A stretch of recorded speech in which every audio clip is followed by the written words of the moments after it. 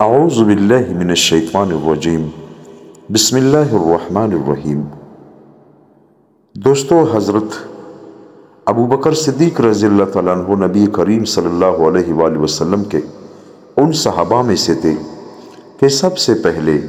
رسول اللہ صلی اللہ علیہ وآلہ وسلم کی رسالت کا اعتراف کیا اور اس پر ایمان لایا کہ تمام تعریفیں اللہ تعالیٰ کے لیے ہے کہ بے شک آپ اللہ کے رسول ہو۔ حضرت موسیٰ بن عقبہ رحمۃ اللہ علیہ کہتے ہیں، حضرت ابو بکر صدیق رضی اللہ عنہ بیان میں اکثر یہ فرمایا کرتے تھے کہ تمام تعریفیں اللہ ہی کے لیے ہے جو تمام جہانوں کا پالنے والا ہے۔ میں اللہ کی تعریف کرتا ہوں اور ہم اس سے مدد مانگتے ہیں اور موت کے بعد کے اکرام کا اس سے سوال کرتے ہیں، کیونکہ میری اور تمہاری موت کا قریب وقت آ گیا ہے، اور میں اس بات کی گواہی دیتا ہوں کہ اللہ کے سوا کوئی معبود نہیں، وہ اکیلا ہے، اس کا کوئی شریک نہیں، اور حضرت محمد صلی اللہ علیہ وآلہ وسلم اس کے بندے اور رسول ہے، جنہیں اللہ نے حق دے کر خوشخبری سنانے والا اور ڈرانے والا اور روشن چراغ بنا کر بھیجا تھا کہ جو شخص زندہ ہے وہ اسے ڈرائے اور کافروں پر عذاب کی حجت ثابت ہو جائے۔ جس نے اللہ اور اس کے رسول کی اطاعت کی وہ ہدایت یافتہ ہو گیا، اور جس نے ان دونوں کی نافرمانی کی وہ کھلی گمراہی میں پھٹ گیا۔ میں آپ لوگوں کو اس بات کی وصیت کرتا ہوں کہ اللہ سے ڈرو اور اللہ کے اس دین کو مضبوطی سے پکڑو جو اس نے تمہارے لیے شریعت بنایا اور جس کی اس نے تمہیں ہدایت دی، اور کلمہ اخلاص لا الہ الا اللہ محمد الرسول اللہ کے بعد ہدایت اسلام کی جامعہ بات یہ ہے کہ اس آدمی کی بات سنی اور مانی جائے جس کو اللہ نے تمہارے تمام کاموں کا والی اور ذمہ دار بنایا ہے، جس نے امر بالمعروف اور نہی عن المنکر کے والی اور ذمہ دار کی اطاعت کی وہ کامیاب ہو گیا۔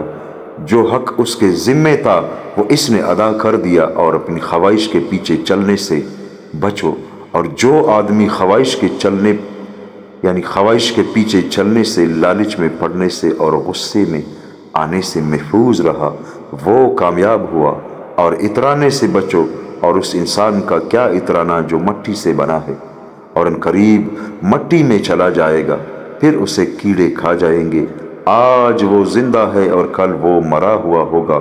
ہر روز اور ہر گھڑی عمل کرتے رہو اور مظلوم کی بد دعا سے بچو، اور اپنے آپ کو مردوں میں شمار کرو اور صبر کرو، کیونکہ ہر عمل صبر کے ذریعے ہی ہوتا ہے۔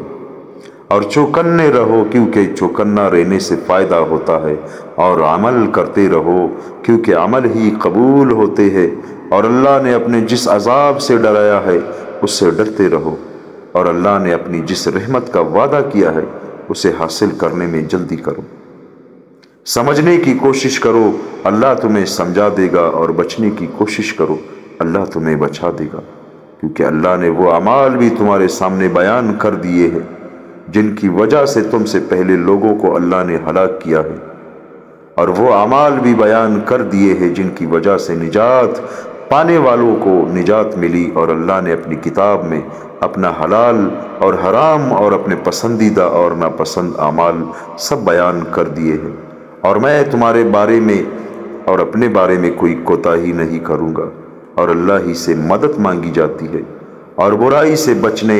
اور نیکی کرنے کی طاقت اللہ ہی سے ملتی ہے، اور تم اس بات کو جان لو کہ تم عمل خالص اللہ کے لیے کرو گے تو اس طرح تم اپنے رب کی اطاعت کرو گے، اور آخرت میں اجر و ثواب کے اپنے بڑے حصے کو محفوظ کر لو گے اور قابل رشک بن جاؤ گے، اور جو اعمال تم نے فرائض کے علاوہ کیے ہیں انہیں اپنے آگے کے لیے نفل بنا لو۔ اس طرح تم جو اللہ کو اعمال کا قرضہ دو گے اس قرضے کا تمہیں آخرت میں پورا بدلہ ملے گا، جبکہ تمہیں اس کی شدید ضرورت ہوگی۔ پھر اے اللہ کے بندو، اپنے ان بھائیوں اور ساتھیوں کے بارے میں سوچو جو دنیا سے جا چکے ہیں،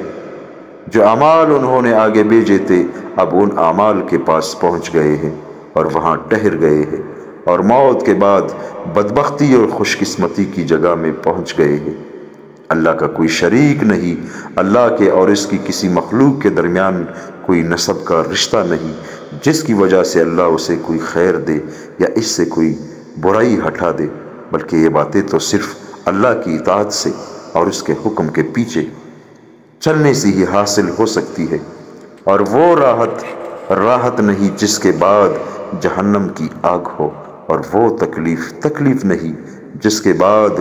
جنت ہو۔ میں اسی پر بات ختم کرتا ہوں، اور میں تمہارے لیے اور اپنے لیے